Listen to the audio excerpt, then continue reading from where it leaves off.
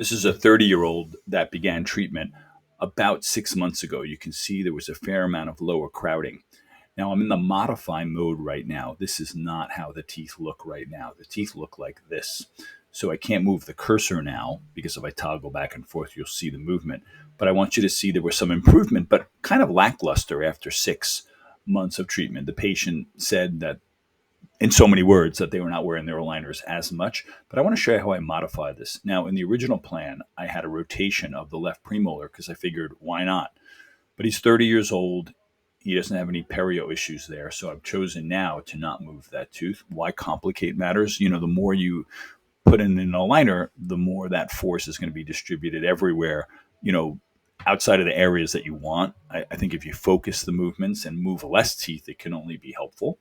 But what I really want to show you is this is the remainder of the movements based on the positions that I set when we started. Now, this patient has a very slight class 3 tendency. If you look at how they started, you see a slight class 3 here, you see a slight class 3 here, and you see more lower crowding, as I showed you before, than upper crowding. So anyway, here's where he is now. And I want to just show you on the lower, I'm going to make simpler movements to get to basically the alignment that we want. And look at the buccal root torque that you see on the left canine and also on the centrals. So I'm going to remove that.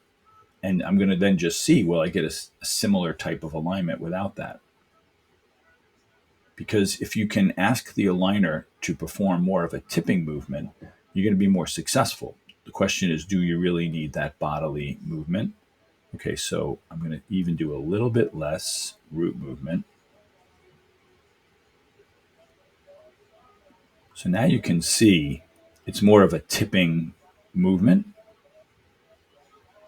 There is some intrusion, so I think I might leave that. And then on the canine, you can see the buccal root torque that's planned there. But I don't need that.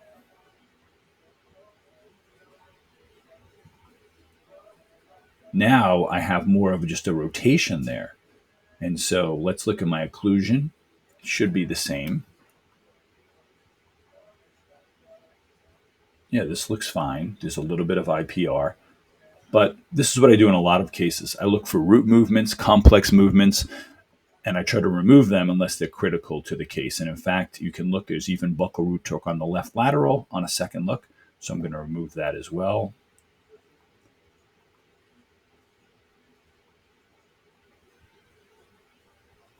And there we go.